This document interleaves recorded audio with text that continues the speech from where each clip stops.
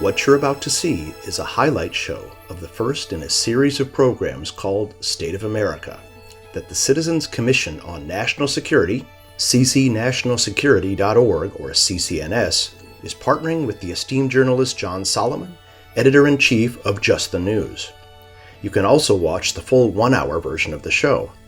The series will be exploring and exposing vital issues affecting America's national security and ways to make the country stronger and safer.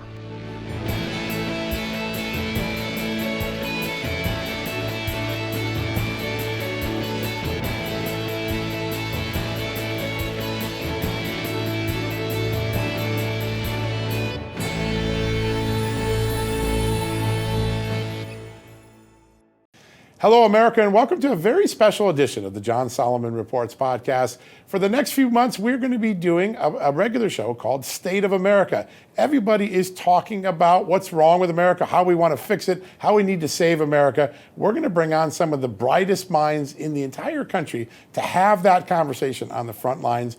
We're very grateful because this is a sponsored opportunity for one of our great partners at the Just the News brand, the Citizens Commission on National Security. Roger Aronoff has made all of this possible. And we're going to do something even more special than normal. It's not just going to be me. We're going to bring in one of the greatest minds in all of America. He's a former member of Congress, the former chairman of the House Intelligence Committee, former ambassador to the Netherlands, an all-around great American patriot, Congressman Pete Hoekstra. Good to have you here, sir. Hey, great to be with you. Thank you. This is an important conversation. We've just come out of two elections where people are disillusioned. They're trying to figure out some of us might actually say three. That's right, because it goes back to 2018, really. Right, yeah. That's right.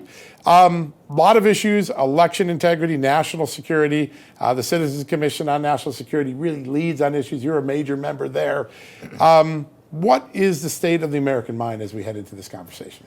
Well, I think, from our standpoint, there are just so many, we focus on national security. Right. We got our start back, with Benghazi, Libya, ISIS and Syria and those types of things. And so the state of America's national security, I think right now is uncertain at best, challenged and threatened at worst. It's awful. You see these things going on at the border. You see what's happening to our defense. You see the threat or the competitive environment that we are in with China. Yeah. You throw in a little bit of Ukraine. Taiwan. There's a lot of issues out there. We see it as our responsibility to help educate the American people on the challenges that are out there, the threats that are out there, but also then talking about the proposals to move forward. It's not just about critiquing. It's kind of like, okay, what do we need to do?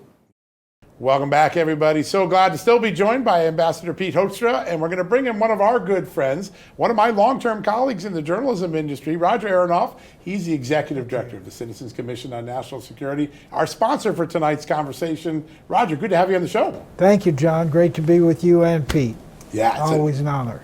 Incredible panel we got today. Yeah. I want to start off, a lot of people don't know the history of your commission. It really started with Benghazi, right? That's right. We started as the Citizens Commission on Benghazi when I was the editor at Accuracy in Media, right. And we did it for 4 years, and what I call it like the field of dreams. When we set it up, people started coming to us and telling stories that had not been told. Wow. Admiral Chuck Kubik, others that came forward, and we put the whole thing together as an incredible narrative, and the timing turned out to be right the day before or the day after Gowdy announced their final report. Right. And he basically said, we have 800 pages, read it for yourself and come to your own conclusions. Well, we put the narrative together and told the story, and it's all up there, all of our press conferences and all of our website, ccnationalsecurity.org.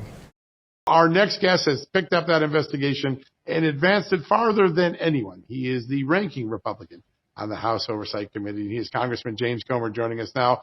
Congressman, great to have you on the show today. Great to be back on your show.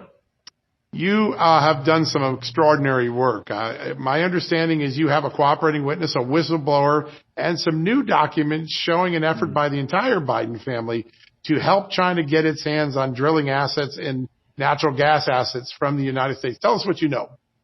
Well, what we know is that Hunter Biden's company, Hudson West, was negotiating a deal with the Chinese energy company, GC, to not only purchase American natural gas, but also to try to start purchasing interest in American drillers for natural gas, so they could start to take control of the American natural gas industry through the drillers. The people of the United States gave the power, albeit barely, but they did give it to the Republican Party. Yep. And they're going to need to use that, and they're going to have to do it with, I think, very sophisticated people that know what they're doing, with big staff and real lawyers, people that both Pete and I know that would have to be put together in order to really expose what needs to be exposed today. Yeah, has to rise above politics and get to the truth. I want to put you both on the spot as we come to a close here. It's an unfair question, I'll acknowledge at the beginning, but because you guys are so wise, you've been in politics and in intelligence for a long time. When Americans walk into the voting booth in 2024, what's that question in their back of their mind they're going to be asking themselves? What is the next 2 years really going to be about? I'll start with you, Mr. Ambassador. I think it will be about the future of America. It'll be after 4 years of Biden. Are we really sold on, losing our stature globally? They may not phrase it that way, but they may feel that, and it's going to be on the economy. Congressman Nunes, what do you think? We'll wrap up with you. Yeah, the only thing that I would add to that is that we just don't know at this point how bad things can get. Gentlemen, what an honor to be on stage with both of you guys to have this conversation about the state of America.